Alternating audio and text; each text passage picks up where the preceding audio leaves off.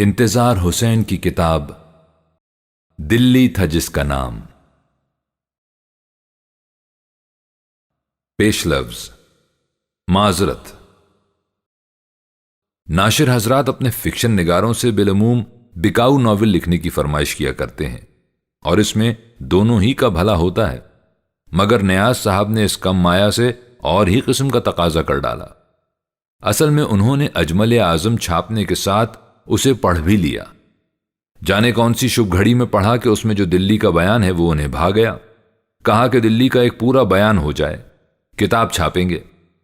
میں نے اس فرمائش کو سرسری جانا، ہاں نہ میں جواب دینا ایسا ضروری نہیں سمجھا، مگر وہ تو اپنی فرمائش میں سنجیدہ نکلے، ایسے سنجیدہ کہ فوراً ہی کتاب کی آمد کا اعلان بھی کر دیا، نام بھی اپنی طرف سے تجویز کر دیا۔ اس طرح میں پکڑا گیا۔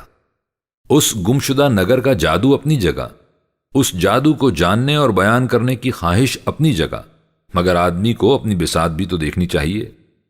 کیسا کیسا دلی کا روڑا پچھلی 1.5 صدی میں پیدا ہوا اور کس کس کمال کے ساتھ اس نگر کو بیان کیا۔ ایک تو میں دلی کا روڑا نہیں، قصباتی کنکر ہوں۔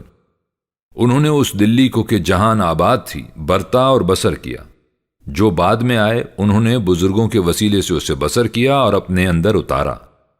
میں قصباتی کنکر زمانی اور مکانی دونوں اعتبار سے بہت فاصلے پر کھڑا ہوں، پھر ان کے جیسا قلم کہاں سے لاؤں؟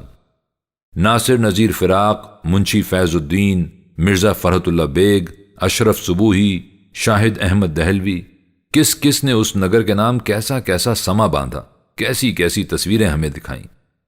مجھ مورخ کو دیکھو کہ پھر بھی مچلا ہوا ہوں کہ اس شہر کو بیان کرنا ہے، مگر میں کیا کرتا؟ ایک طرف اس گم نگر کا جادو، دوسری طرف ان بزرگوں کے کھینچے ہوئے نقشے، اوپر سے ایک زوردار فرمائش۔ میں للچا گیا، قلم ہاتھ میں تھا، چل پڑا۔